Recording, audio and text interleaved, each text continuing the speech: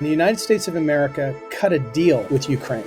If you disarm, we agree before the world, before everyone, that should Russia ever attack you, we will be there to defend you. And we are barely executing that commitment. We are a bunch of pansies in America. We don't keep our word as a nation. We are no longer a global leader. We no longer are a threat. People don't view us as a threat. Putin doesn't view us as a threat. Tucker, for the first, say, 14 months, he could barely talk about Zelensky without calling him a rat-faced con man. You know who else used the term rat-faced? Der Stürmer, which was the political operation to describe Jews for the Nazi Party during the 1930s. Hello friends, welcome to the show. Today we have D.W. Phillips. He is a documentary filmmaker and constitutional attorney with Ukraine Story, a non-profit foundation for journalism and documentary reporting in Ukraine. He and his documentary team have been conducting interviews in Ukraine with victims of Russian atrocities and reporting stories of courage, defiance and perseverance of the Ukrainian people. He has reported on Russian atrocities in Bucha and is presently working on issues of Kremlin disinformation campaigns in the American right, religious liberty in Ukraine, and the KGB domination of the Moscow Patriarch of the Russian Orthodox Church. Welcome to the show, my friend. Nikos, so glad to be here today. Straight on after your son in the last interview. You know, he had a wonderful time with you. You treated him great. The conversation was fascinating, and so very grateful. I think we feel an affinity with you for many different reasons, not the least of which I think we share a common faith and worldview on many levels, but also because you're a Scot and you sound like a Scot, and you're from Glasgow. Is that correct? And based in Glasgow. Near there. And we are in love with Scotland because we think it's one of the great, beautiful people in the world, great historic places. In America, we call it the Holy Land because we always want to go back there to find sort of the historical, spiritual roots of Christianity in Europe, which emanated in part from Scotland and a little island called Iona, which is not too far from where you are. Yeah, when you Americans come to Scotland, we often take you guys to Edinburgh Castle, and I remember one team they're going towards the basically the big large hill where the castle's on, and they're like, "Hey, it's like the Lord of the Rings castle." So you guys love the castles. The castles are great, but for me, it's less about the Lord of the Rings, and it's more about a story of bravery and courage and national identity, and how one country, actually Scotland, has influenced the world. Do you know that there was more missionaries coming out of Scotland in the 19th century than any place in the entire world? Really? Scotland is a country that has impacted American thinking. During the War for American Independence, the King of England called it a Presbyterian Parsons Rebellion. And the reason why he did was because we had men like John Witherspoon, who was a Scot from Edinburgh, who came to America, went to Princeton University, and trained 10% of our founding fathers, who ended up writing our Declaration of Independence and our Constitution. And he got that in Scotland. It was in Scotland because of his heritage with the Reformers and his heritage with Scottish history and Scottish independence. So in a real sense, Americans are the stepchild of Scotland, and we love it, everything about it. In fact, I eat haggis, and I love haggis. I'm one of those guys. Haggis with mashed potatoes and mashed turnip is called the burn supper. And neeps. Yep, and neeps, exactly. So, welcome to the brave new world where 2 + 2 is 5. And we know many friends that unfortunately have fallen victim to this pseudo-religion, which is Dianetics but by Putin. And for some reason, people would rather believe this massive infrastructure of spying and disinformation and just state-run apparatus versus believing people, as you said in that excellent interview you did with the Silicon Curtain. I'll link to it here. Millions of phones in Ukraine. So welcome to this brave new world. It is a brave new world where black is white and white is black. It's a George Orwell type of world. And one of the things that we're observing is because of our inability, in part, to understand the power of social media and the modern technology, information transmissions, and how that affects the modern world, how small groups can actually impact the public dialogue. we live at a time where you can concoct almost any insane, unsubstantiated theory and get 25% of the population to believe it. I don't know if you remember the Sandy Hook massacre, which took place in America.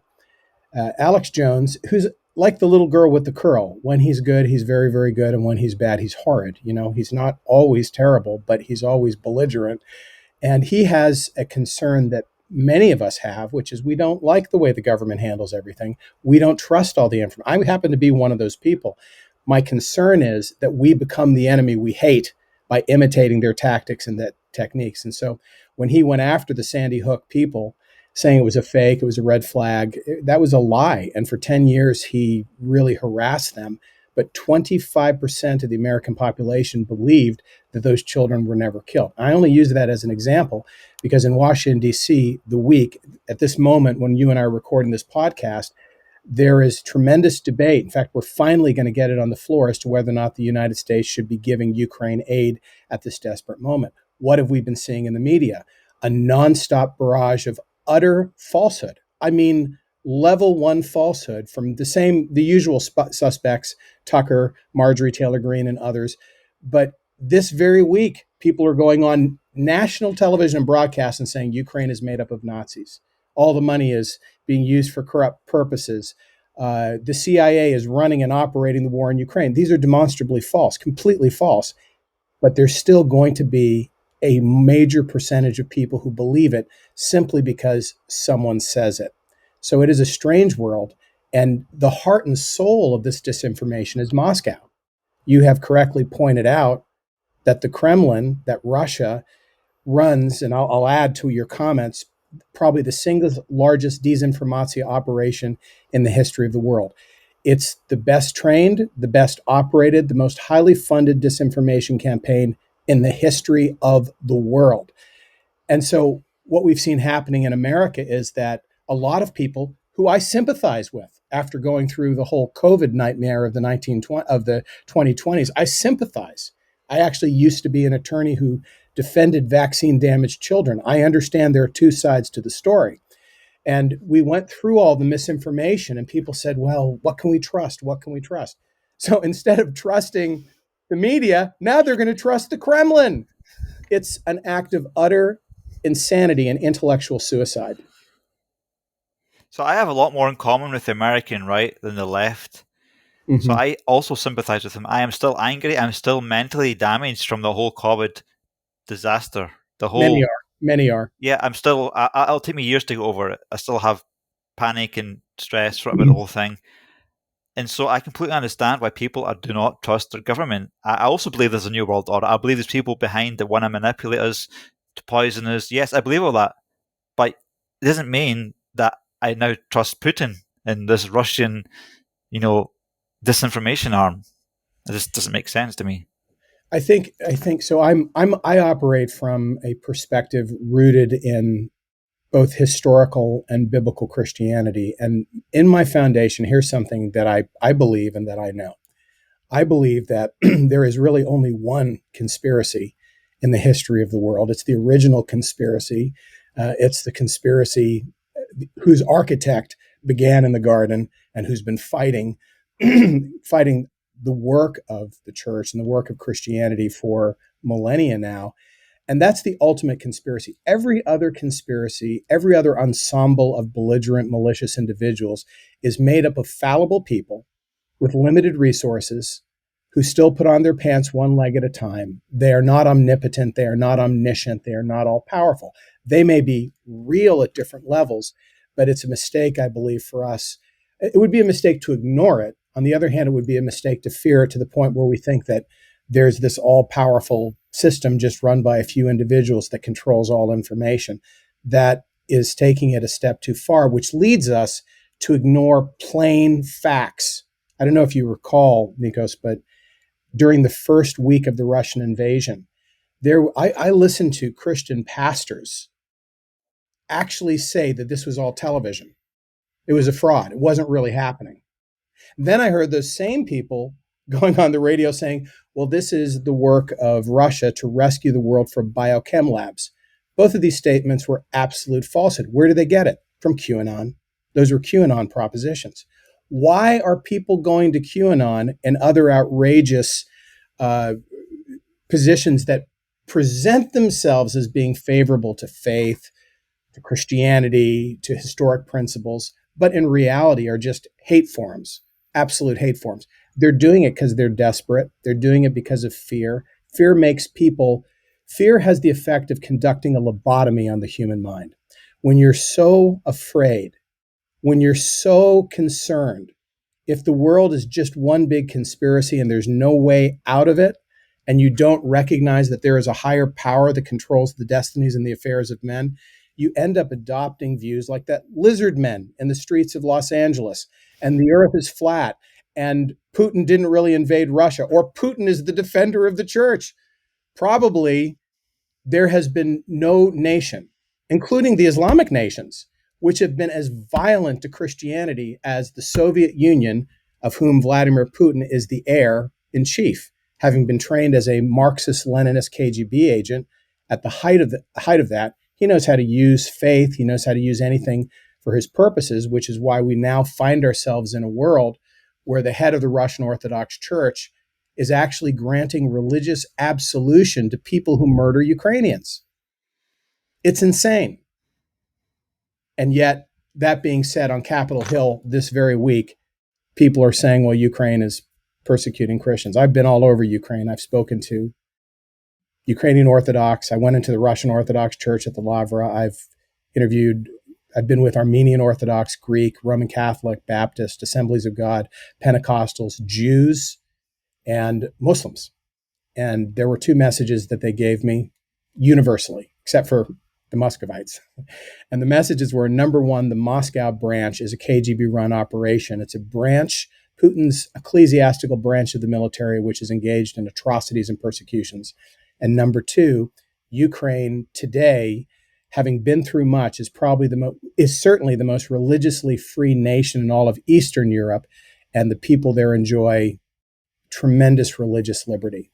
So we're being sold a bill of goods from a certain branch of people in politics.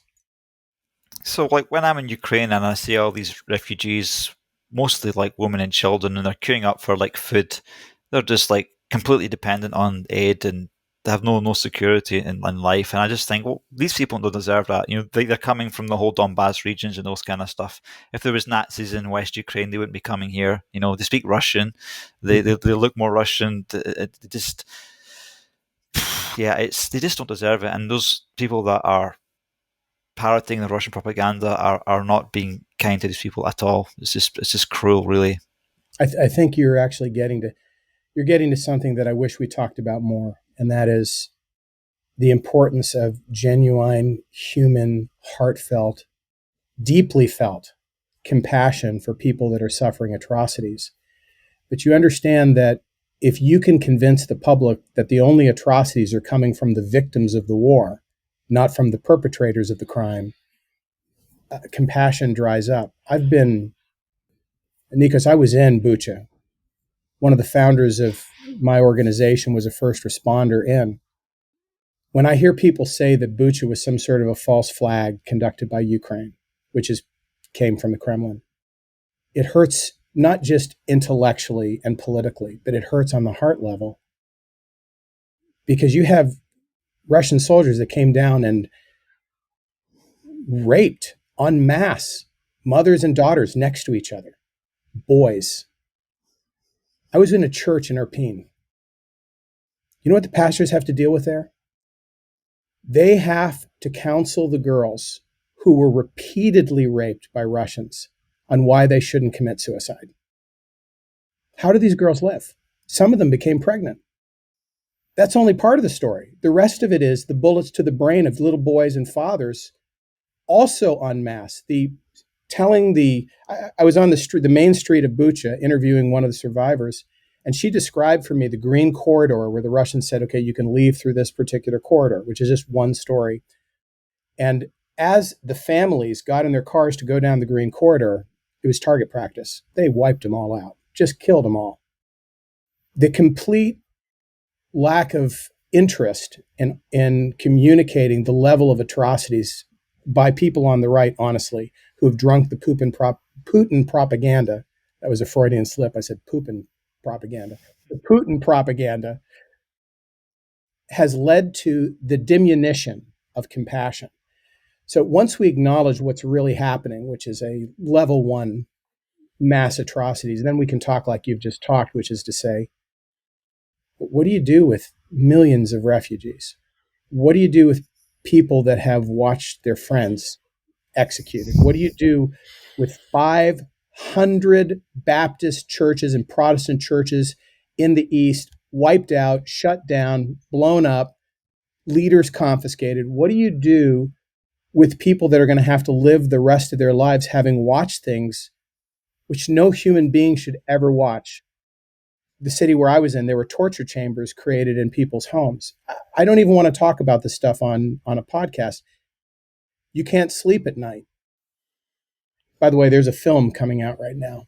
It's really going to be interesting when it hits the theaters in about 3 months. And the film is based on transmissions of Russian soldiers committing the atrocities, calling their mothers back in Russia, where we have captured the transmissions. And the things they say are just incredible. They talk about how they have to be drunk all the time to help them anesthetize their mind to things. In other cases, they're telling their mom, yeah, I shot a bunch of kids today. And the parents back in Russia are like, well, they're all Nazis, so you did the right thing. The level of inhumanity and the Russian institutional mindset of utter barbarism is something that Americans and maybe people in Europe don't fully comprehend. It's not like a one-off. It's not, well, there are a couple of rogue Russians. No.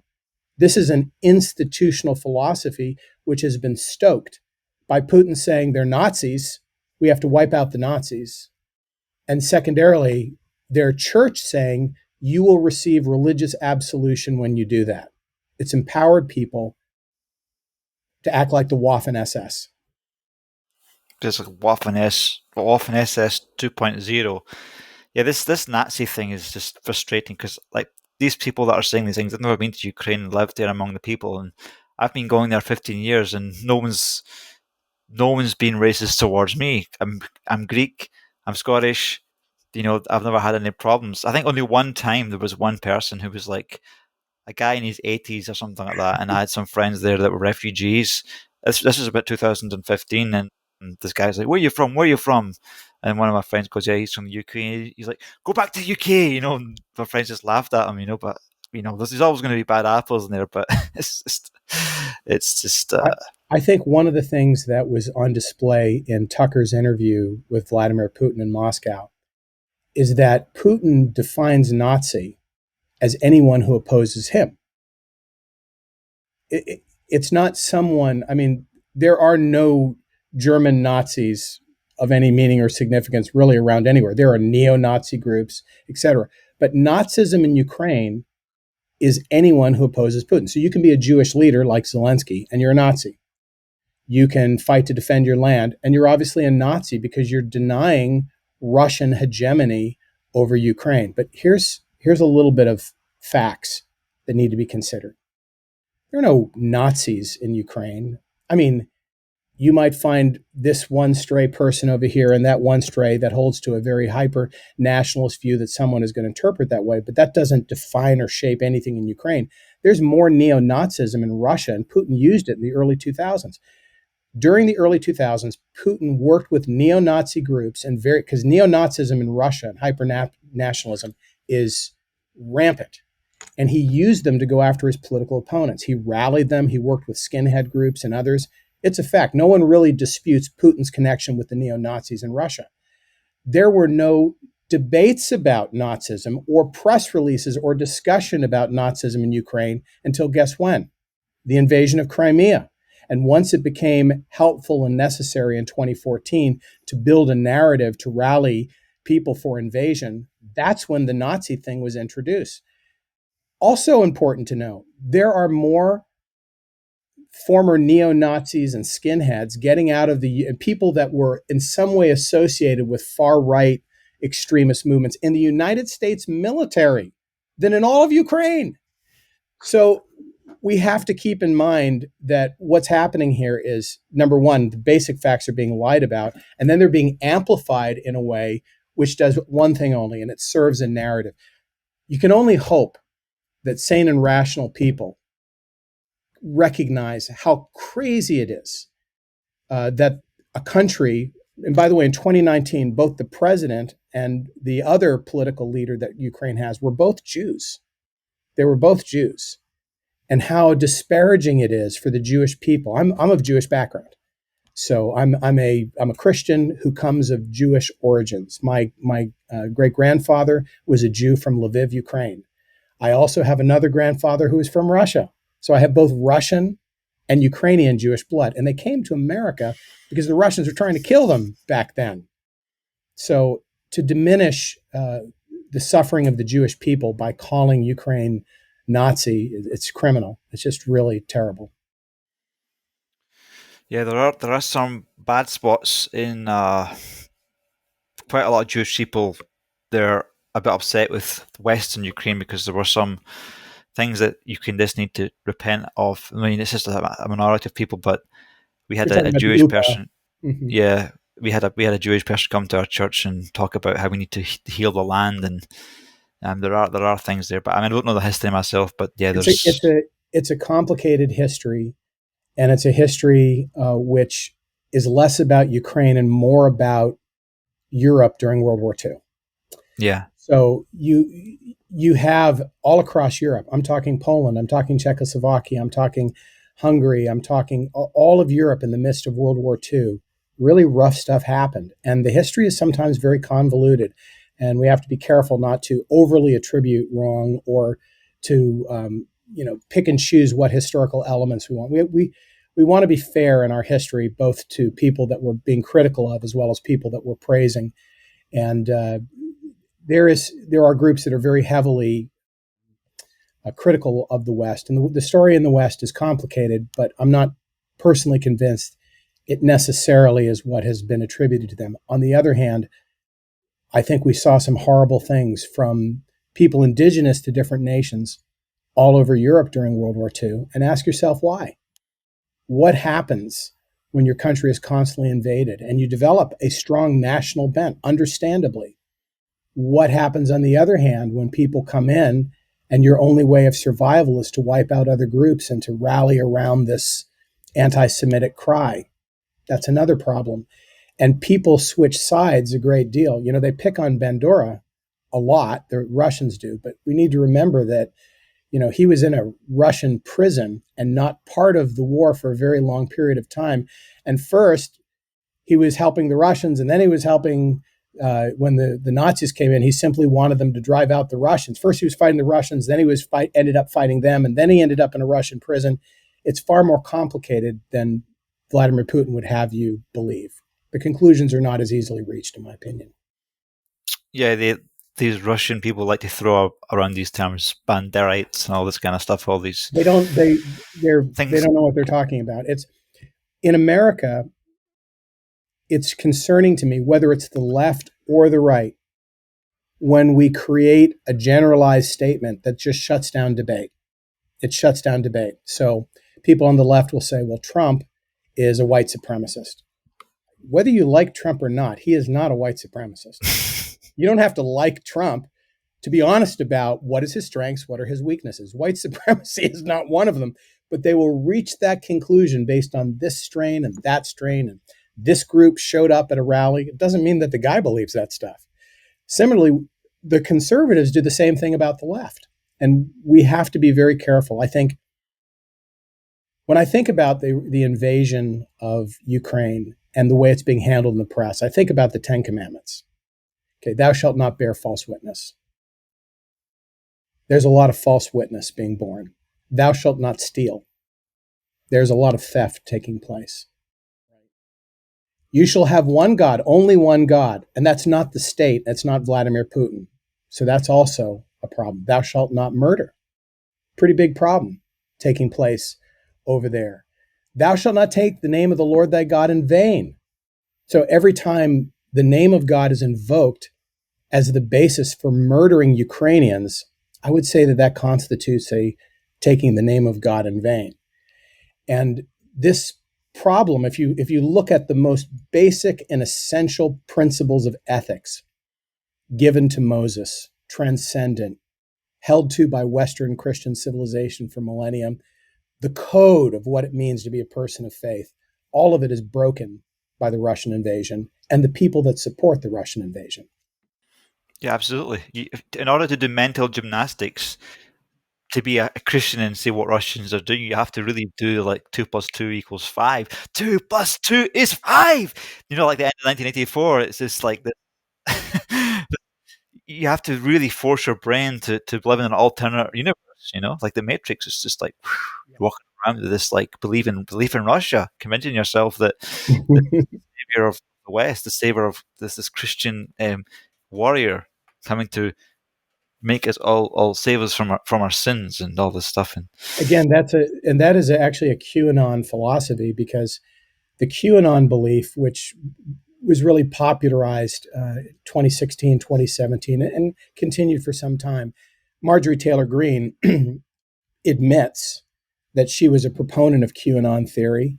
She says she's now moved away from it, she's broken from it, but she holds to all the residue of beliefs, one of which was that Putin was one of the global saviors against the New World Order, against globalization, and that he and Trump would be fighting the bad guys and usher in an era of peace and stability.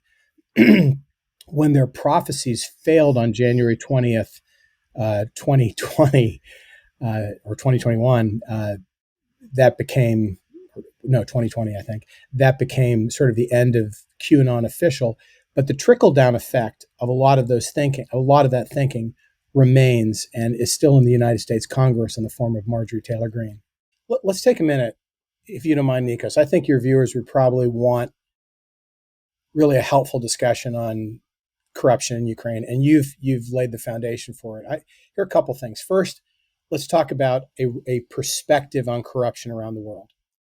I don't know of any country that has more debates over corruption than the United States of America.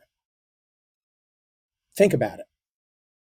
The right has spent the last 6 years, and I've been among them for many of the concerns personally, talking about corruption on the part of the government, big pharma, the state, all sorts of things, and the mass influence of corruption. The left has focused its energy on the right, President Trump and others, dealing with what they perceive to be corruption. When you talk to Americans, a lot of them won't vote anymore because they believe America is so corrupt that there's no point in even being part of the process. I don't agree with that at all, but that is a perspective which is held by a lot of people.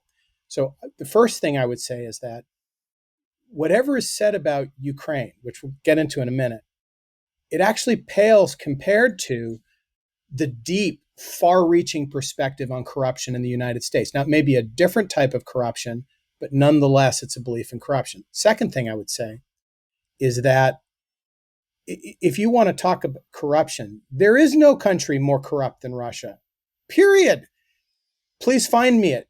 Please give me evidence of a country which is more corrupt than a KGB-led nation run by the wealthiest man in the world, Marxist-Leninist operative, who is engaged in terrorism and sponsoring terrorism around the world, and who set up an entire system to support his oligarchy, his leadership, and the oligarchs which are underneath him. To compare Ukraine and Russia, or even the United States and Russia, shows a real lack of understanding. Russia is the gold medalist in the issue of corruption, and these other countries have not even qualified for the corruption Olympics. They are so far ahead. Now let's talk about corruption around the world. There's corruption in most countries around the world. I shot a film in India. In India, it is assumed if you want to get anything done, you have to pay things off. You have to grease the system. That's the way the entire system works in India. You can say, well, that's corrupt. Okay, but it literally is how hundreds of millions of people operate to survive within that particular system. You can say it's terrible, it's so corrupt. Sure, by our standards, yes, I get what you're saying. Wouldn't it be better if people didn't require their palms to be greased?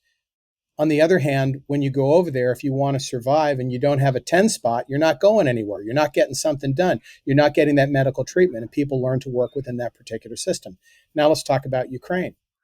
The corruption within Ukraine is Russian corruption. It's corruption which was inherited from the Soviet Union and the Russians who remained afterwards, who were used to getting their palms greased on an epic level. Ukrainians hate and despise corruption. If any country has fought hard and intelligently to eradicate corruption, it's Ukraine. And Zelensky has been leading the charge.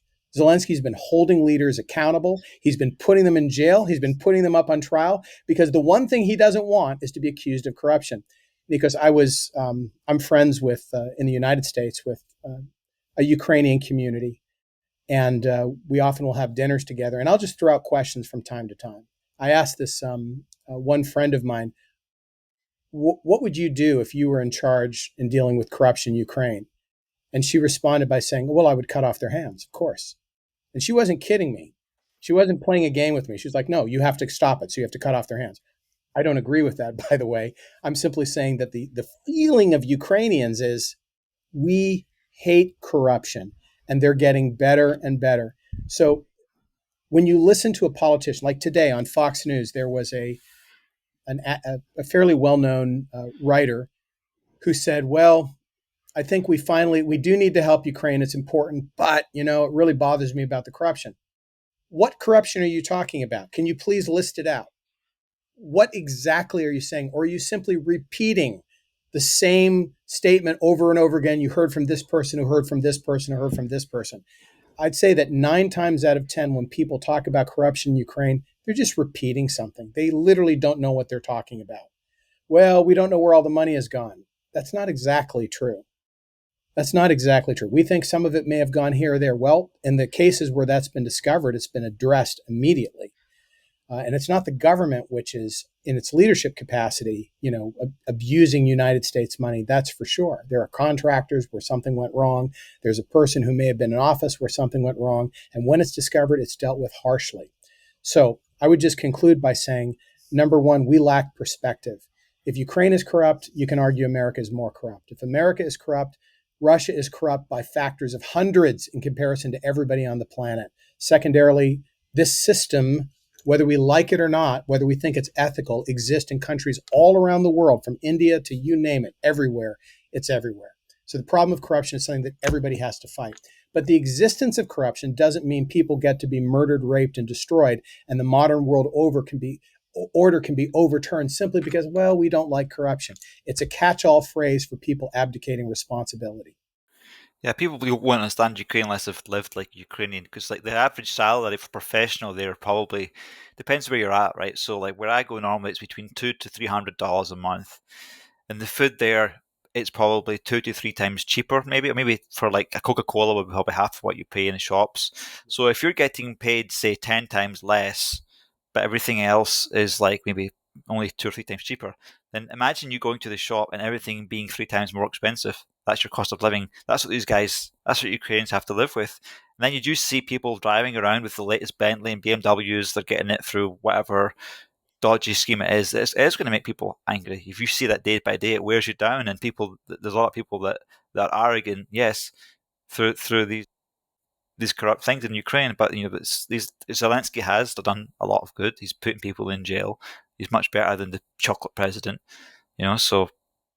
And I just think people need to understand that in 2014 at Maidan, Ukraine made a declaration, and it wasn't a CIA-backed declaration. It wasn't a United States plot. That's absolute bunk.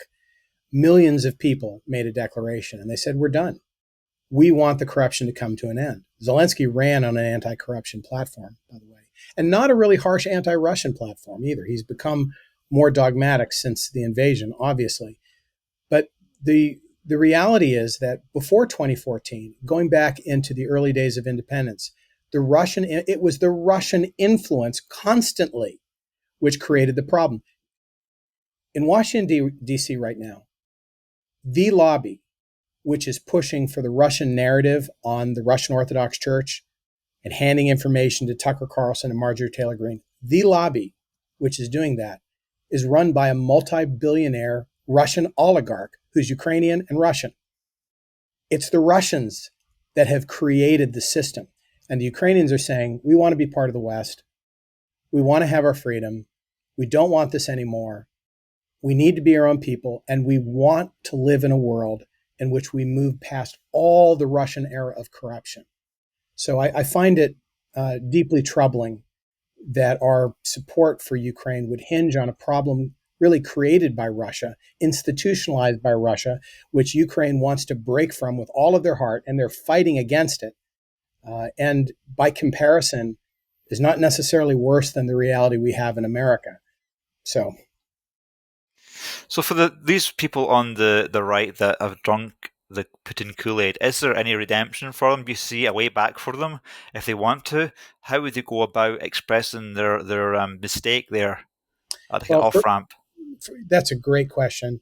And I would say that in large part, the work of Ukraine Story is, one element of it is just to encourage people with stories of heroism, bravery, faith, and courage, and to show the beauty of the Ukrainian people. That's something I love to talk about.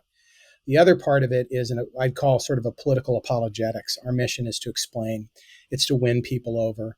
It's to give them the facts and the information which they need, which will allow them to make reasoned choices. Here's how I see the demographic. There is a base of people that no amount of information will change them. Absent like direct intervention from God, changing their heart on a road to Damascus experience. Absent that, they're so deep into conspiracy and they're so vitriolic in the battle that their operating principles will not allow them to acknowledge anything, no matter what information. And you've probably spoken to people like this or seen them. You really can't have a discussion with them. There's no ability to have an ironic, thoughtful conversation because they hold on to these little elements, which most of the time are not true, and they can't move beyond them. They're not really open to discussion. But I don't think that's the majority of the people. I think that's a very loud, vocal minority. If you're on social media and you get hit up by these people, don't despair, because the people that are open-minded, that are teachable, they don't tend to go on social media and debate. It's the people that are belligerent that want to get on there and mimic what the Russian bots are doing. So let's set those people aside, because I don't have any realistic hope of winning them. I think that they're going to fall into the same path as the Charles Lindberghs of the 1940s. You may recall Lindbergh, great American hero. He was the first man to cross the ocean in an airplane. He was loved by Americans, but he ended up going over to Germany, receiving awards from the Third Reich, and he led the American isolationist movement from 1938 to 1941. And he said, there's no hope for France. They're gone. England's going to lose the war. They can't possibly stand out. America needs to be neutral. Germany are good people. Germany is working for virtue. They're working for morality. And he gathered tens of millions of Americans to support the isolationist cause. He spouted pure propaganda. Millions supported it. And it took December 7th, 1941 for that dialogue to end. So the only way that particular dialogue ends is with something really catastrophic that I pray never happens, where Americans are forced to fight for themselves against Russia or something like that. I pray that never happens. And if that happens, who knows what these guys will do? Maybe they'll join sides with Russia. Maybe they'll finally wake up. I don't know. But Tucker and Majorie and people of that ilk, they're in so deep that they have to justify their position. Think about it. If they're wrong, you know what it means? It means they have contributed to the murder of tens of thousands of people. That's what it means. It means they have distorted the gospel. They've contributed to the murder of tens of thousands. It means that their work has led to the instability of the modern world order, if they're wrong. So they're going to double down on all their statements and they're going to fight it to the end. But what about everybody else? So there are a lot of people that just hear headlines. And I think that what we need to do is to make the case, and issue by issue. So, for example, one of the things we're doing right now is presenting carefully, clearly, the explanation of what's actually happening with religious freedom in Ukraine. You know, Tucker and Marjorie say they have shut down a denomination. It's just not true. In fact, the bill they're referring to has never even passed the Ukrainian parliament. Yeah, So but the no, church that I go to in Ukraine, if you go look out 200 meters away, there's a big fountain, and it's a massive Russian Orthodox church with a big it, gold thing. it's a complete lie. It's there. Yeah, it's everywhere. And I literally, if you go to the Lavra in Kyiv, like here is the Muscovite Patriarchy, and right next to it is the Orthodox Church of Ukraine, which is the heir to the ancient church, which has canonical rights. Excuse me, it has rights given to them by the ecumenical leader of Constantinople, which is the sending authority in that particular ecclesiastical polity. And they're right next to each other. I mean, they're literally next to each other. You know, of course, that information is false that's being said. They're executing Russian priests. It's just a lie. It's just not true. But here is what's true. Hundreds and hundreds of Protestant churches are being shut down. What is true is that the leadership of the Russian Orthodox Church is blessing bombs, trains, and soldiers to kill people. What is true is that Russian Orthodox priests have literally sat next to Russian soldiers in the East as they've electrocuted the genitals of pastors, as they've persecuted them. And we have these testimonies, documented video. They have been submitted for war crimes, not by us, but by others, submitting the information so that it will ultimately be dealt with. It's en masse. It's not an occasional thing, because the fundamental viewpoint of the Russian soldier is these are fake churches. They're not real. We've been told to destroy them. We've been told we're operating on behalf of Moscow's church. We have been given the blessing to do that. We've been given absolution. After all, they're all Nazis and Americans. And that's one thing people need to know. If you are an evangelical, like myself, a Protestant, you are viewed by the Russian soldier whenever you take a city as basically an American operative. So Protestantism is an American thing to the Russians. Baptists, Assemblies of God, Pentecostals, Presbyterians, that's all an American thing. And that means they're the enemy, which is why Russians try to shut them down. So back to your question, our mission is to just present the facts to people and hope that their hearts will be receptive to the undeniable truth when they see the information. The other thing that we want to do is to recognize that not all arguments are won by facts. I wish they were, but they're not. Many arguments are won simply by communicating from the heart real life testimonies of people. You develop empathy and understanding when you actually listen to the experiences of other people and you see the nobility of other people in the midst of horrifying circumstances. So one of my goals is to share those stories and those experiences so that we will develop empathy, so that we will have compassion, and that will open up our mind to the truth. And I think we need more of that. It's why I'm a firm believer in documentary filmmaking. I'm a very strong believer that you have to reach people's hearts and tell human stories. You tell people, tens of thousands have been killed, and they go blank. You tell them the story of the 16-year-old girl who lost her leg and spends the rest of her life as an amputee, true story, because Russians basically used her for target practice. Okay, that's very personal. Now we care. Now I want to hear that story because that girl has a soul. Nikos, I was in the West. I was in the Carpathian Mountains. And in the Carpathian Mountains, I spent time with people from various cities that had been taken over by the Russians. And these are children. Okay? These are all kids between the age of 11 and 16, the ones that I actually sat down and talked with and interviewed. And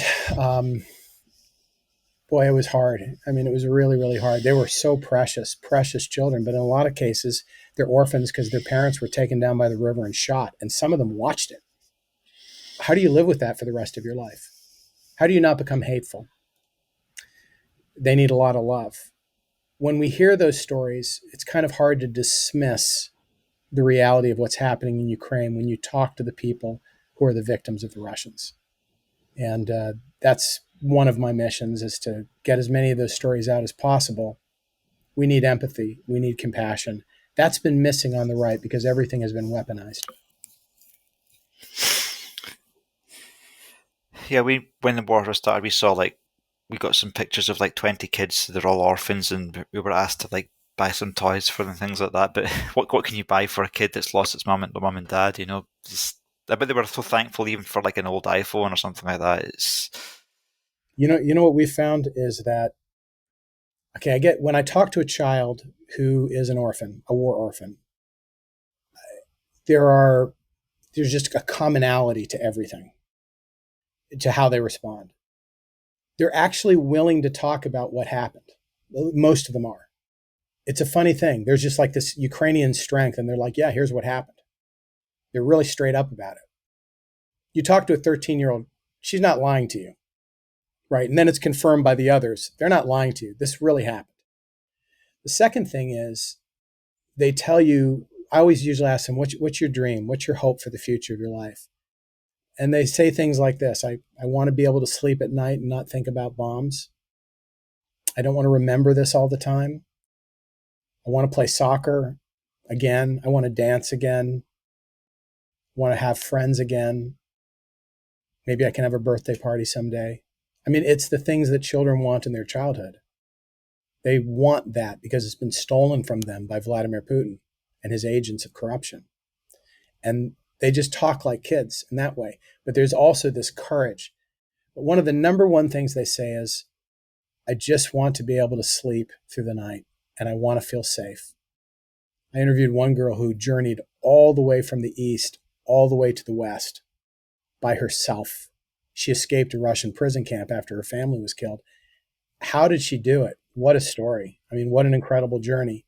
And when I interviewed her in the Carpathian Mountains, she was basically in a safe house with other orphans. And she was so bright. She just wanted to sleep. And she had been a competitive dancer at the age of 12. And she says, I just want to do that again. I want the Russians to leave and I want to be able to have a life again. And that's, I think, the attitude of a lot of Ukrainians is, please just leave us alone. Go away. You think you're rescuing us? You're not. You're murdering us. Let us have our lives, please. When I think back to my childhood, the really bad experiences, which are absolutely puny and or nothing compared to what's happened to these children in Ukraine, but you remember them vividly because it etches into your mind, and it's just like post-traumatic stress disorder. It's going to be on another level, and you just, it's very hard to overcome these things, this mental anxiety. And also, I really feel for the men there. The men's basically all the young men and the futures have been robbed there. I've got most of my friends in Ukraine are between the ages of 16 to like 20, 26. And you can see the guys that are 26, they're just starting to see the worry on them because of what they're going to be called up to do and stuff. So I don't even know what to say to them, to be honest. You and I live in a world where, we get in a car, we go to work, we work from our homes, we meet with our friends. We enjoy a level of freedom that most people in the history of the world has not had. We also enjoy a level of luxury and wealth that most people in the world have never had. Every single person in Ukraine, no exceptions, has someone close to them who has been killed or maimed or injured or their lives are over. That's the entire country. Every single one of them is dealing with such stress. I have a friend, her name is Majorie. She's just a wonderful human being. She works with children and she teaches them dignity. It's interesting. She is actually an internationally acclaimed runway model and journalist at the age of 25 who takes these young Ukrainian girls and teaches them how to walk, how to talk, how to act with dignity, how to interview someone, how to present themselves. And part of her mission is to help the women of Ukraine be strong and to continue to move forward in the midst of chaos. But Maricia's dad was killed on day one, leaving her an orphan at 25 or 24. And sitting down with her and talking with her, she can bear, the pain is so palpable. I actually went with her and my camera team to her father's grave on his birthday. and he was a soldier, and he was killed first day of the full-scale invasion. And I said to her, will you ever be able to forgive the Russians? She's like, no, how? My children will know what they've done. My grandchildren will know what they've done. How? Please tell me how. And there's a whole nother discussion that needs to take place about what do we do after the war to help people heal their heart, to rebuild, to learn how do we forgive. And I think there's a spiritual message that we're going to need to embrace there. I asked a pastor who lives next to Bucha, who's helping these young people. You're a pastor. You believe in forgiveness. You believe in redemption. What's your message about that to the Russians? And he said, first we have to kill them and drive them out of the land. And afterwards we'll have the discussion about forgiveness. That's real talk. Yeah, no, he's like, look, when you live through what I've lived through, when you see all this, you realize these are agents of satanic wickedness, of something so evil that how can I explain to you how evil it is what happened in my town of Bucha and Irpin? It's beyond anything you can comprehend. You've never experienced it. You haven't even read about it unless you go back to the concentration camps of World War II. So we're not here to have a dialogue with these people right now. We have to get them out of here immediately. And those who want to hear good news afterwards, we'll have that conversation. I was watching a post there on LinkedIn by Roman, and he was commenting like how when Israel was attacked, they were, protected by American and British planes, rightly. But then when it comes to Ukraine, because our military leaders are afraid of Putin, then they're just afraid of shooting down those missiles in Ukraine. They're not shooting down pilots. It's absolutely crazy. It's crazy. This is something that I get a lot of flack for this, but our president, I'm grateful that he said that he's going to stand with Ukraine. Great. The reality is he has a 10-year track record of timidity, which has invited Russian aggression. It goes all the way back to 2014 when he was vice president in the Obama administration, and basically nothing was done. Nothing was said, and they shut down supplies for Ukraine at that time. Now he becomes president. Okay, I'm thankful that he recognizes we have to stand with Ukraine. I'm thankful for all the good things that have been done, but his message has been a mixed message. Don't attack the enemy too much. We don't want that to happen. Don't use the weapons this way. We're not going to help out we're going to help Israel, but we can't do this. We can't do that. Even though Israel's a non-NATO nation, we're going to shoot down drones.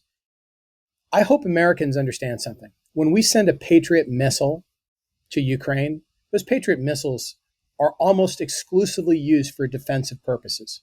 What that means is you have a Patriot missile, and every Patriot missile means there are, anywhere between 10 and 2,000 children that are not murdered.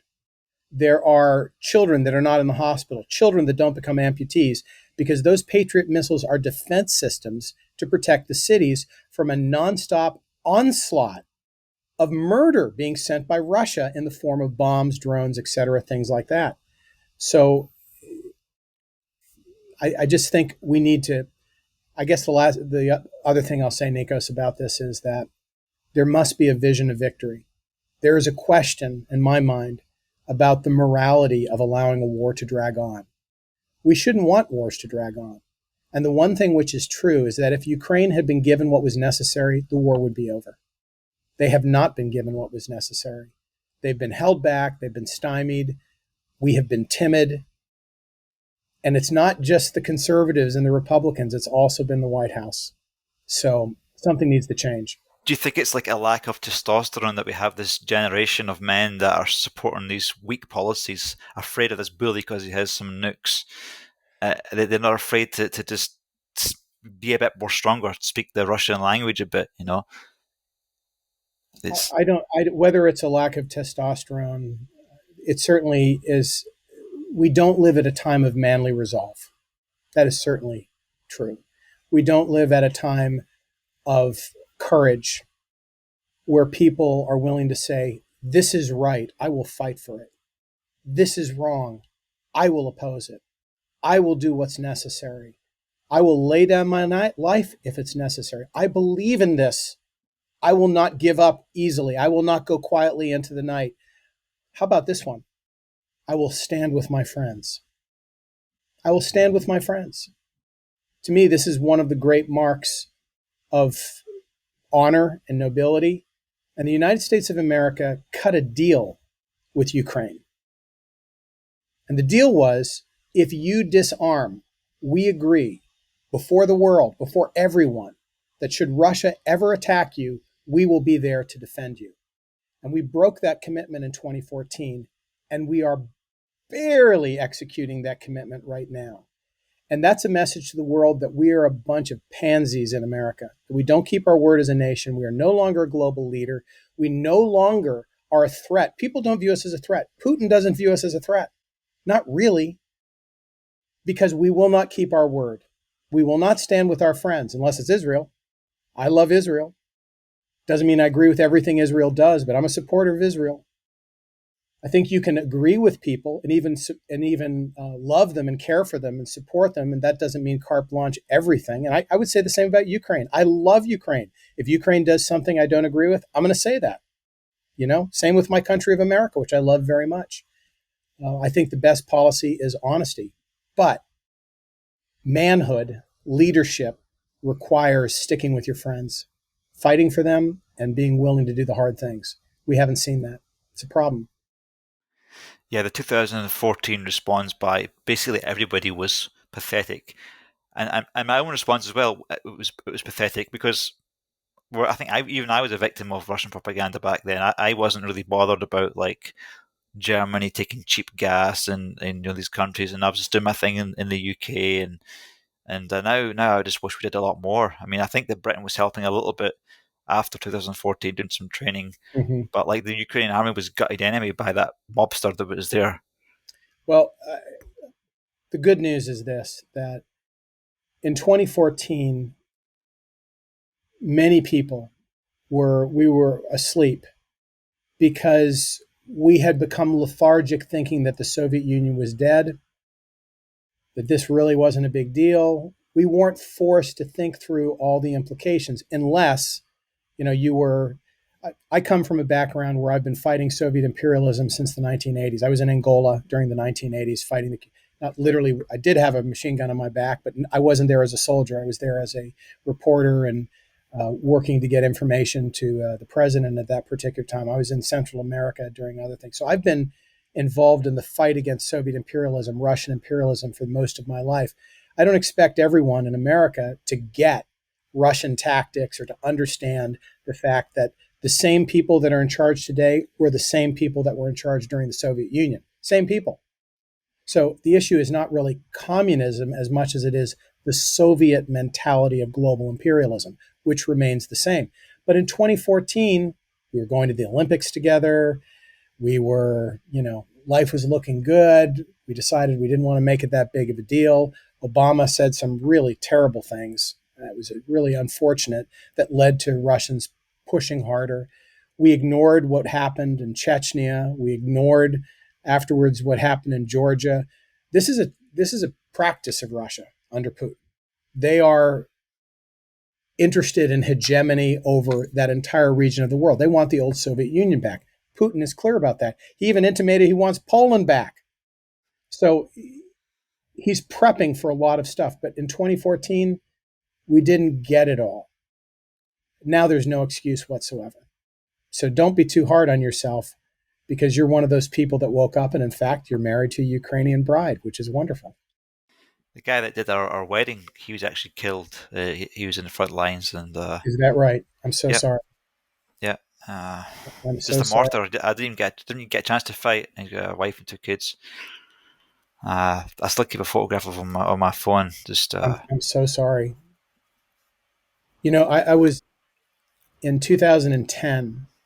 I was running a humanitarian operation in Haiti after the earthquake, and I was working with orphans and trying to get, because in one day 300,000 children became orphans. It was a historic crisis created by the earthquake and a terrible physical infrastructure within Haiti. So my camera team was there, and I had a nonprofit organization to help these kids and to help them get adopted and whatnot. But there was a period of a couple of weeks where I would be hanging out with, my team and these orphans, and nobody wanted to talk about the death of their families. I mean, most of them they all lost their families the same day. They didn't want to talk about it because it was a common experience. Everyone was grieving, everyone was mourning. It was so widespread. Eventually, I took those kids and I brought them to the mountains of Haiti, and we performed a memorial service for the loss of their mothers and fathers and brothers and sisters, a Christian service. And every single one of them got to stand up and testify about the role of their parents in their life. And it was the only time they'd been able to speak to it. I've thought about that a lot in Ukraine, because it's not 100 people. It's not even 300,000 people. Ukraine used to have 42 million people. Now it's 38 million people. It's 38 million people who are grieving. 38 million people are grieving. We have nothing close to that in the United States of America. 38 million people, each one of whom has someone that has been affected by the Russian full-scale invasion, either through death, amputation, loss. Their homes have been destroyed. They've been, tortured. And if you were to ask me, what is the biggest crime in America that's taken place, it's not just our abdication of support for Ukraine, but it's the fact that on our media, on Fox with Tucker when he was there, and now independently, there has been a conscious decision never to discuss Russian atrocities. It's really criminal. I wonder if one of the reasons that America's not mentioned in the Bible is that it just fizzles out and becomes a nation of just neutrality, or just, I don't know, it's just... We have been, America is a very special place.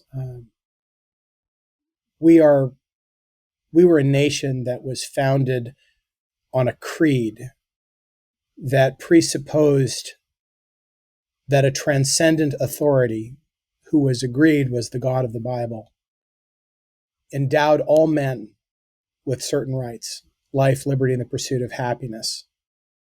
And that, as John Adams, our second president, said, our country would only prosper as long as the rules, the government, all fine and good, but none of that will save us from destruction if we cease to be a moral nation, if we cease to care about virtue within our nation.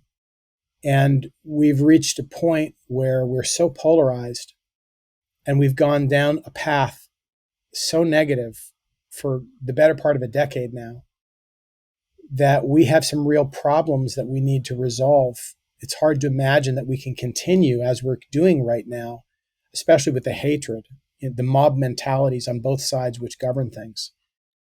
Whether or not, whatever the reason is for no mention of our country within Holy Scripture, what's clear to me is that we've been given a great gift. And to the extent that we squander it, we're the most ungrateful of people, because our gift is really wonderful. And there was a time when our gift manifested in our generosity to other nations, our love of freedom, our passion for encouraging freedom around the world, our opposition to statism, communism, Marxism, our appreciation for the spread of Christianity. You know what happened after World War II in Japan? It's really interesting. Douglas MacArthur, who conquered the Japanese, became the overseeing governor for the nation of Japan for a number of years. And he got on national radio with the emperor. And the emperor was worshipped by the Japanese people as a god. And their motivation for conquering the world was because they were serving the eschatological vision of the great god of global domination, and sort of a cultural belief of the superiority of the Japanese people. And by standing next to the emperor, and the emperor saying, I was wrong and we lost, in 5 minutes, the entire Japanese nation lost their Shinto faith. It ended in one moment. And the next thing Douglas MacArthur did was he said, bring in the missionaries. Bring in the missionaries. we need Christianity to come back to Japan. Now, Roman Catholic versions of Christianity have been there in the 15th and 16th century and then shut down. But you had, in fact, I went on a speaking tour of Japan, and I met with the people that were the missionaries that came in 1948, 1947, 1950 to the people of Japan. And the reason why this happened was because America was favorable to the philosophy and worldview that our founding fathers embraced, with diversity, yes, imperfectly, obviously, but nonetheless, it was a very real phenomenon that our nation is. The Declaration literally begins with, "We are endowed by our Creator." That's the opening lines of the start of the United States of America, and that's a great place to start. Was the Christian response not quite muted for Japan? Yes, that was a big problem. MacArthur said come, and very few came. And because people were so embittered. I have a Jewish uncle whose name is Shrilek. That's the Hebrew or the Yiddish, which is translated Israel. And my grandmother's brother, Shrilek, was, brutally killed by the Japanese at Camp Cabanatuan following the Bataan Death March during World War II. And for people in my family of the older generation, very hard to forgive the Japanese. And even within American Christian circles, on the whole, the atrocities committed by the Japanese were just stunning. They were so far-reaching that there was a muted response. That being said, there still were some who came, and those that came did well. Unfortunately, the religion which Japan inherited from America has more to do with materialism than with a higher spiritual power, I would say. But at the very least, we can give credit to Douglas MacArthur for thinking they need to be introduced to the God of the Bible. I cannot stand materialistic sermons. It just bores me to tears, and it's just completely yuck to go around jumping around on money and everything, and just there's much more warnings about money than pro money in the Bible. There's just so many warnings. Like the Bible doesn't even qualify rich people. It just says the rich Jesus says, "Don't the rich oppress you." He didn't say, "Didn't the vast majority of rich people oppress you?" He just says the rich, right? There's so many non-qualifications about this stuff. So in general, money is... It's very interesting. The scripture says that not money, but the love of money is the root of all evil. And we see, in the Bible that you have men who had great wealth, like Abraham, who used it for good, but Abraham himself was an imperfect man. Nonetheless, he's the father of multitudes and beloved of God. David was certainly, as king, went from a shepherd to being, the leader of a nation and thus wealthy. We see Solomon as in the greatness he had. And we also see warnings constantly of rich rulers who completely forgot their way and who became selfish and who had double standards. So there's this reminder of the potential of the human heart to be poisoned by selfishness and greed. And money is a great temptation. There are different temptations that affect men. Money is one of them. And it isn't money that's the problem, but it is the way it poisons the soul apart from being rooted in a humility and a faith which makes you a generous person and your life. Something? I think that the minute you become overly comfortable, it's over. The minute that you just like comfort too much, you've lost your life spirit. And what Ukraine has right now, and Americans need to see this and say, wow, this is incredible. They are all fighting for one. They've set aside their squabbles. They've set aside, for now, their secondary issues, and they've said, we will unify around one common principle, which is the defense of our homeland. And for that, we will endure privation, poverty, loss, our homes, everything. We'll endure all of it. Nikos, there's a great story in the battlefield of Yorktown in America during the American War for Independence, in which Washington is standing next to one of his generals. And the British have captured at this battlefield this general's home. He lives on the very spot where the battle is taking place, and he has a beautiful estate. And they've turned it into the headquarters in the middle of the battle. And Washington says, well, what are we supposed to do here? And the general basically says, give me the fire, I'll light the cannons to blow up my own home. Why? Because freedom is more important to me than my house or my possessions. That definitely, that feeling of oneness exists in Ukraine, but it can only last so long. If we don't have the weapons, then Europe will have another 40 million refugees, and it won't cope financially. That Europe will collapse under just chaos and populism. Because why don't more people understand what you've just said? I don't know what these Americans think, that Russia's going to win and they're going to be satiated and everything's going to be fine. No. Here's what will happen. If Russia wins, we will see atrocities at a level so huge, so incredible. The shutdown, the murders, the camps, the rapes will be at a level we've never seen before. Second, we will see half of Ukraine fleeing for their lives. Where they're going to go? They're going to go to the UK. They're going to go to Scotland. They're going to go to America. They're going to go to Poland. They're going to try to get into Romania. And now we have a refugee crisis. These countries cannot take 5 million, 10 million humans coming into it. They just don't know. They don't have the ability to do that. They barely were able to do it at the beginning of this war. And by the way, some of those refugees returned. But the refugee problem is going to be insane.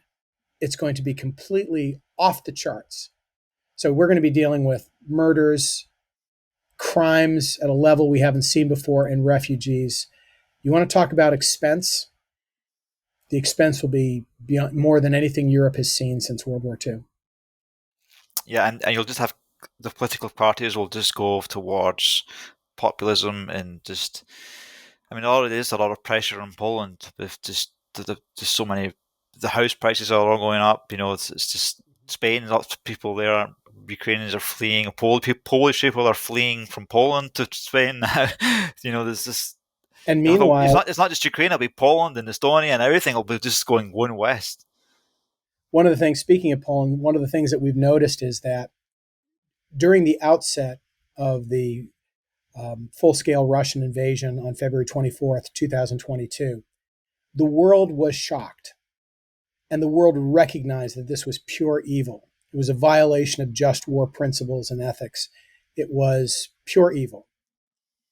But you give Russia enough time, and they can send their disinformation campaigns to soften up anyone, including the Polish people, by dividing them, by causing them to think in terms of self-interest.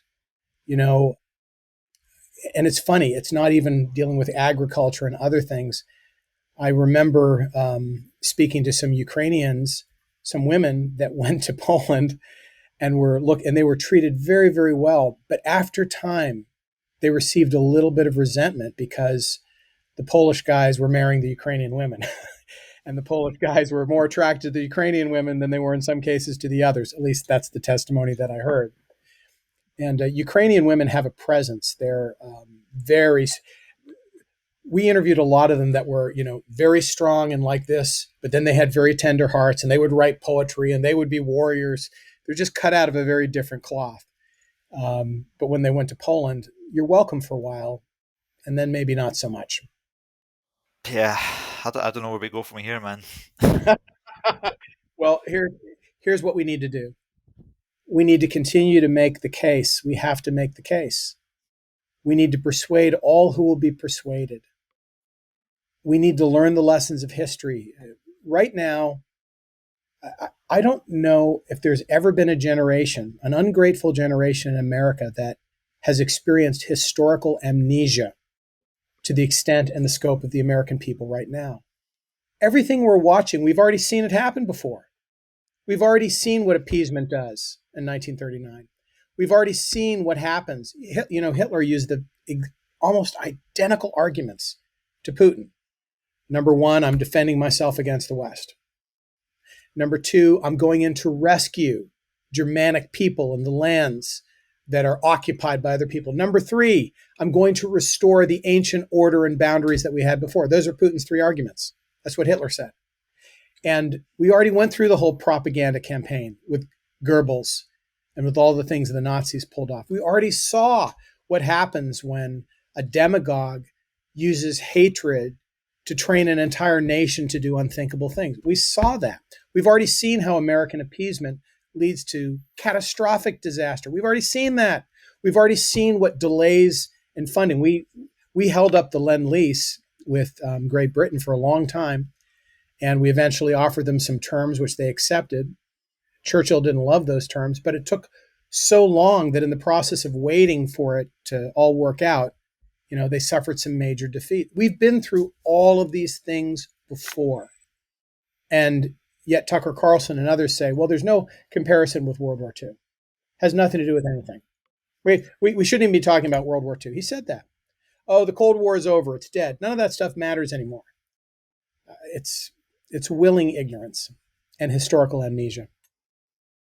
But we need to teach, we need to encourage, and we need to help Ukraine.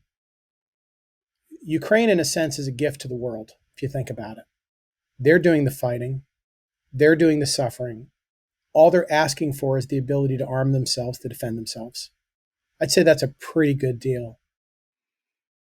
European nations understand that because Estonia understands it. Finland understands it, which is why it joined NATO recently. Poland gets it. They all get it because they know what Russia is capable of, and they're listening to Putin. It's quite interesting that former military battalion commander on LinkedIn that I almost invited on this podcast. Well, I did invite him to do a podcast debate, and and he got abusive. It's like, your silly podcast, you Greek Scottish, what's your show all about? You're pseudo intellectual. Well, I mean, I want to say that maybe civil war. That's a big danger. Is that these two sides don't discuss. I'm sure it'd be really interesting discussing you talking with that guy, a military guy. But he was also complaining about the amount of money being sent to Ukraine. How many trillions were spent in the Cold War against the Soviet Union versus the 150 odd billion it's pocket change for the American military establishment in Ukraine? You're completely right. We have spent trillions on defense. And what is our principal defensive action? It's been against Russia. It's been against the Soviet Union. We're not even, this idea that we're sending them money, we've been sending them old, used, second-rate military weapons that the U.S. isn't using anymore. This idea, well, we're just funding the pockets of these people. It just isn't true. That's not how it works. That's not how the funding mechanism has actually played itself out. Guys like this, there's almost always something else going on. They are convinced that President Trump has been savage because of Hunter Biden having a deal with Ukraine, and that's the cause of all these problems. Well, as Joe Lindsley has pointed out so articulately on his broadcast from Kyiv and Kherson, these things are actually Russian operations, not Ukrainian operations. Burisma, for example, ultimately finds its origins with Russia. And what they've done is they've transposed their anger, and it's now the enemy of my enemy is my friend. So, Biden's the enemy. Biden isn't a friend of mine, but I don't think Putin is my friend simply because he opposes Joe Biden right now. But they've taken the enemy of my enemy as my friend, and they're angry. And the problem is, how do you talk with people that are simply angry and shouting memes, shouting headlines with no ability to document them or footnote them? The minute you dive deep in a conversation with these guys, they always resort to name calling because they cannot substantiate their positions factually, or they'll throw something out. And when you examine that, so I'm an attorney, Nikos, and I will tell you that if we were to take the arguments that people usually on the right bring, well, in 2014, it was a CIA operation. How do you know that? Well, we have a 5-minute broadcast of 2 State Department people talking, and that shows that clearly what their intentions were. If I had them for 5 minutes on the witness stand, that evidence would be utterly annihilated, shown to be out of context, baseless in terms of the scope of what you're projecting on that one little piece of information of which you have only this much, and it's out of context and everything else. So their arguments would be eviscerated. And they don't want you to argue with them. They simply want to project anger and hatred. And at the end of the day, pretty soon you find out there's not a whole lot of point to having conversations with people in that demographic.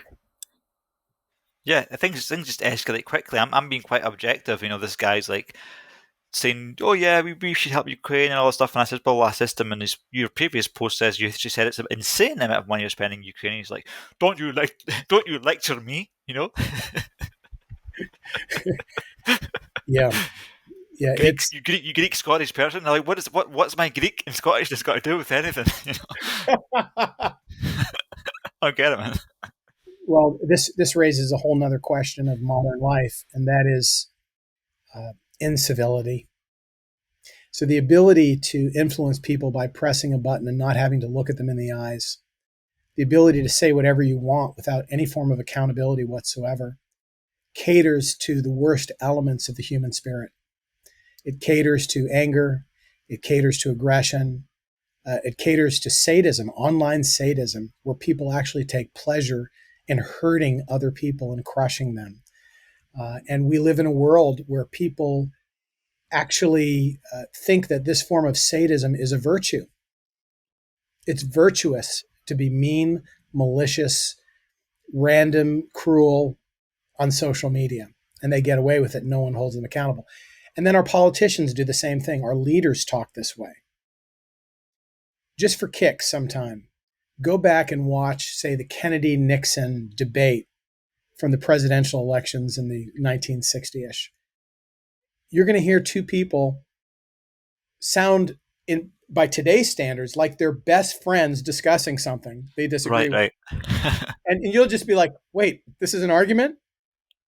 Wait, they actually don't disagree that much. They're so polite to each other. They're so respectful. What? Is that even possible? Because we've grown up in a world where we just assume that every time there's a problem, you take out your shillelagh and beat the other person over the head until they go blind, as opposed to having an irenic civil. Did I say shillelagh correctly? That's an Irish thing, I guess. I should say my blackthorn stick. You take out your blackthorn stick from Scotland, beat them over the head, and that's the only way to drive those Sassenachs back to England. And that's the American mentality today, and I think we find that all around the world. And there's a place for combat, but there's also an important place for civility of conversation, or else we're going to get nowhere. That's why, in a sense, you get bad leaders, is that, as my friend Robin Horsfall explained in previous podcasts, only those sort of tough, non-compassionate people can survive in a political system where all the journalists can rip them apart. That's why you don't get those types of characters that you've seen back in those days that behave like gentlemen, and Well, but it still is a recognition of the shift in our society. There used to be an expectation of civility at some level, and incivility was the exception as opposed to the rule. Today, incivility utterly dominates public discourse. We have become an uncivil civilization. And that's really rough. What do you think that does to kids that grow up thinking that might makes right, shouting louder makes you right, using unsubstantiated accusations makes you right? It's why we see a level of bullying and mockery and sadism in our school systems, where kids can destroy another child, leading them to suicide by posting something to embarrass them and humiliate them, in a world where their esteem is based upon, being part of the group consensus of their high school or what their sports team or whatever it happens to be. And this is considered okay. This is okay. Well, it's not okay. And one of our battles in the future is to model and to demonstrate civility of discourse. And I think at the end of the day, when I look at people like Tucker and Marjorie Taylor Greene, if you follow their arguments, they've done a shift, okay? They've been pivoting over the course of 2 years. It's basically they throw things against the wall, whatever sticks, they go with it. But if you listen to Tucker for the first, say, 14 months, he could barely talk about Zelensky without calling him a rat-faced con man. Now, those were his words. Do you know who else used the term rat-faced? Der Stürmer, which was the political operation to describe Jews for the Nazi Party during the 1930s.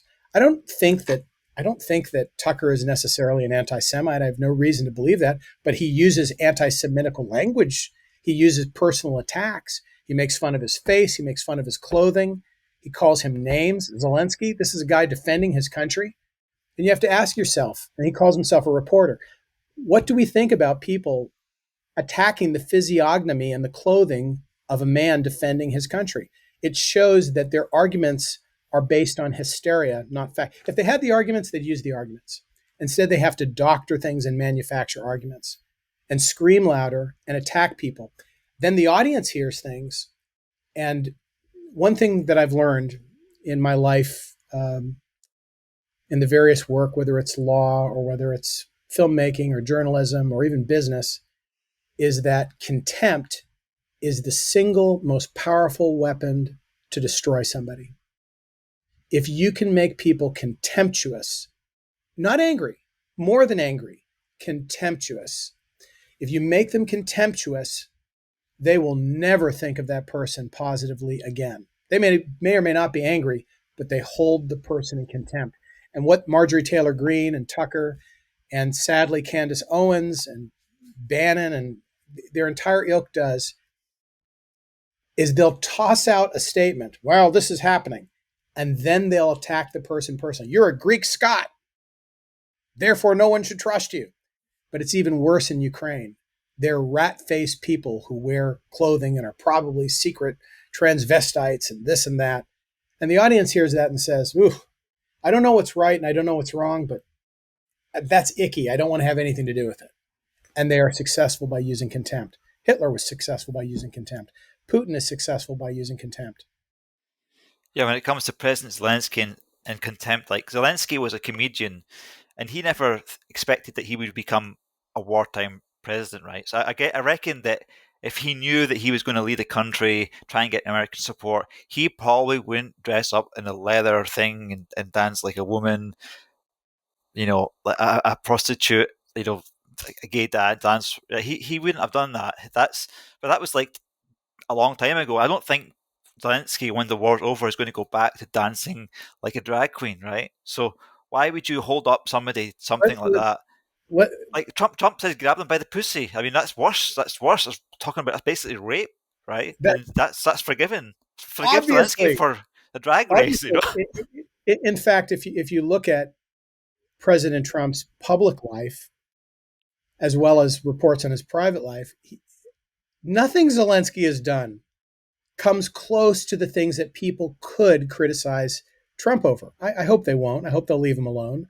But I mean, if you want to be consistent in your criticism, you're following a man that makes Zelensky look like a saint in a lot of ways. You need to be very careful by the standard that you are establishing. And what these people want to do is hold a person to a standard that they're not willing to hold themselves to. That's why people get angry at Christians and conservatives, because they think you're a bunch of bloody hypocrites. Whereas if we were willing to have one standard, and the standard might be, well, I hate them all, everyone, they'd say you're consistent. Or if it was, I don't agree with these things, but I'm willing to forgive and realize that people's lives are a journey and people move forward. And, we don't want to think of people in terms of their worst days, their worst moments. We want to see what their potential is for greatness. I tell you, I think that Zelensky is an incredibly special man. He is a man who literally has transformed. When he ran for president, he had a much more moderate position. But he's one of these guys, and you meet them every once in a while in history, and they're very special when they emerge, who find true greatness in the moment, true greatness in the hour of crisis. It's as if wherever they came from, at that moment, they become the best that they could be. And Zelensky has done that. If you're familiar with Shakespeare's Henry V, Henry V fought the French at the Battle of Agincourt. It's a true story. What's also true is that Henry V was a whoremonger, to use the terms of Shakespeare, and he was a wild, disrespectful jerk. And then his father dies and he goes to the throne. And what happens to Henry V? He becomes one of the most pious, God-fearing men of his generation, literally from a mess to greatness that was called in that moment. And Zelensky has done that. It really troubles me that people do not see the Churchillian quality that Zelensky has manifested. We don't need our heroes to be perfect. Do we really? Because if we do, we should be setting ourselves up for a great fall. King Yeah. David was far from perfect, but Jesus said he was a man after my own heart. Yeah. I mean, Zelensky has done what few people could do. He could have fled. He could have done this. He has held that country together with clarity like few. And I'm sure he's made lots of mistakes. I speak to Ukrainians, and oftentimes this is what I hear. Well, I don't like this and I don't like that, but I'm glad for this, and I think we need to stick together right now. That's typically what I hear from people. And some people say, no, I love Zelensky. And others will say, I don't love him. I didn't vote for him, but I'm for him now because we're sticking together. And I think that's a good attitude.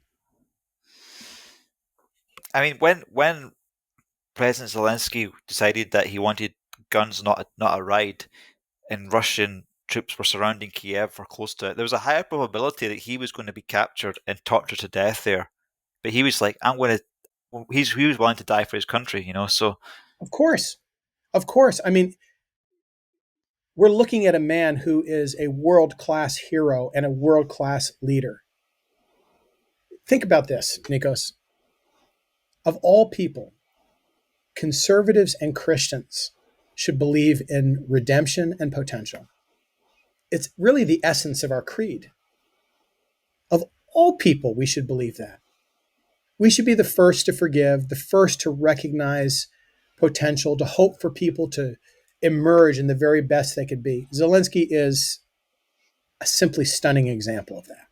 We should be praising him for his life and political transformation and honoring him for the good things that he has done that very, very few people in the world could ever do.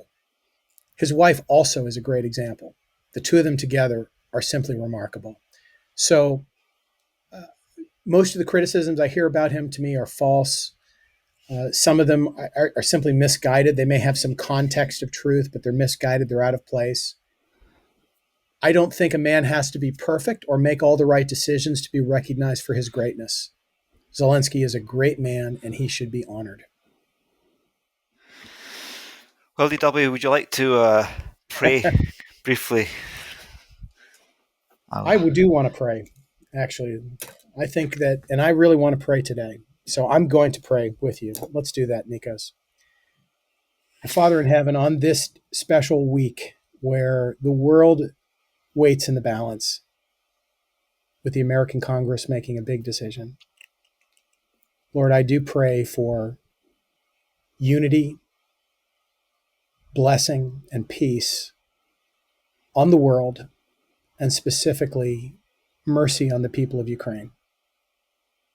Father, I pray you strengthen them, you lift them up, you bless them, and unify them around a purpose which honors you. I pray that you would destroy the enemy, drive them from the land, far from the land. I pray you would have mercy on the victims of horrible crimes perpetrated by the Russians.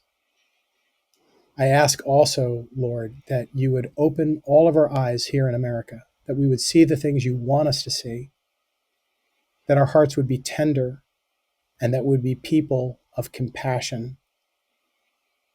God, have mercy on us. You are the great giver of all good things. We honor you at this time in the name of your Son, Jesus Christ. Amen. I'd also agree with my brother. I want to pray for America. We pray that America would find in its spirit that spirit they found in World War II, where they wanted to defend freedom. And we pray that America would become a more fair society and that people would get together and come to the aid of Ukraine, because this is a chance in history that won't be the time is running out. Once that iron curtain comes again, it might never come back. Lord, we just pray that you would raise up America, prosper America, but you would soften their hearts, that they would want to become real heroes, not just watching the movies, having a good feeling, but they would have to save a nation that ultimately only really America can do because they have the resources. And we just pray for move your spirit, both morally and spiritually within America, that as they help Ukraine, so you would help America. In Jesus' name. Amen. Amen. That's a good prayer. May God hear that prayer and bless Ukraine at this time. I'm so thankful for all those that are fighting for freedom. I'm thankful to the mothers and to the children and to the men on the front line. And I'm thankful to everyone in America and men like yourself that recognize this is the hour. Our great grandchildren will be looking back at this time and saying, what did you do? What were the choices you made? I, for one, want to be on the cause of freedom and standing with the oppressed. And that's exactly what's on the table today with Ukraine. Well, DW, it was an honour to meet the father of that excellent gentleman that was on the last probably a time. much Honour. probably a much better podcast because of him, because he's a very articulate and winsome man, and by the way, a great fighter and incredibly knowledgeable on this. He spends morning, noon, and night on Ukraine, and his heart is 100% in it. And he doesn't do it for money. He doesn't do it for pay because that doesn't exist. He just does it because he believes in it with all of his heart. How do you raise up a son like that? It's amazing to see this. Sometimes sons have problems with their fathers, but you have this son that follows you around the world all the time, and he's picked up a lot of what you have, and hopefully will exceed what you've done in I'd many say ways as well. I would say it is mercy Yeah. upon me, mercy from heaven. And he was given the name Honor, and he's embraced it in his heart. He's lived his life that way. He is the embodiment of it. I can honestly say I've met few people in my life that embodies it the way he does. And I'm just grateful for that. I don't think that has much to do with me whatsoever. I think it is a gift of God and a mercy to me. Yeah. And I realized that he was in martial arts as well, and he's like, He's a fighter. he's a real tough guy. Actually, he is. When he's competed, he's been belted. He's won. So he's absolutely awesome and destructive of opponents in the ring, but he's the nicest guy on earth outside the ring. You don't want to be an enemy to my son. He's in the sense that he is a very cool-headed person who thinks through what must be done, but he's also the most generous and kindest man, and I think great things will come in his life. Right now, he has devoted more than a year, to almost 2 years now, to the defense of Ukraine. And you could just see when we're in Ukraine filming, and I think you'll enjoy watching his spots because we have some wonderful, wonderful clips with Honor in Ukraine, interviewing people, talking. You just feel the passion and the love that he has for the people and how well the Ukrainians interact with Honor. We do a lot of work with athletes over there, as well as soldiers and pretty much, religious leaders, everything. But when Honor is interviewing the athletes or with them, I mean, he actually engages in the sport with them. And we'll do the interview sometime, like around, like with a boxer, in the ring doing this. And he's just awesome and epic, and I am so grateful for it. Yeah, that's a good way to really get in the Ukrainians respect strength, physical strength, and that. So that's a good way to reach their heart, So I would like to do more of it, but I get injured quite easily. Like I did some boxing in Ukraine, like sparring, and the guy like hit me at full force on the ribs, and I was in pain for about 6 weeks. Oh, So now they're he's like, serious. "Oh, I better not hurt this Scotsman anymore." They're very serious. I was in a boxing gym in Kiev, filming in a boxing gym, and the so interesting. It's another story for another day. I'd like to do a whole story on this guy, but I didn't get enough footage to cover a whole story. But this guy was a former criminal. He was like a mobster 10 years ago, and he had a religious conversion to Christianity. And he started a gym, a boxing gym. He repented of like all his mob activities. He started this gym, and he trains people on the disciplines of fighting now. And we sat there, and he's telling me about himself, actually through a translator in Ukrainian. And he's describing how you look out the window of his gym, and he would watch the Russian missiles land on his city. He would watch Kiev being bombed while people were inside the gym boxing. Well, it makes for a very sturdy type of man or woman in that ring. They're not just training their bodies, they're preparing to fight for their lives. Yeah. Okay. Well, DW, thanks for your time. I What appreciate a it, pleasure. and Nikos, have a we'll be great in touch day. as you too. Blessings.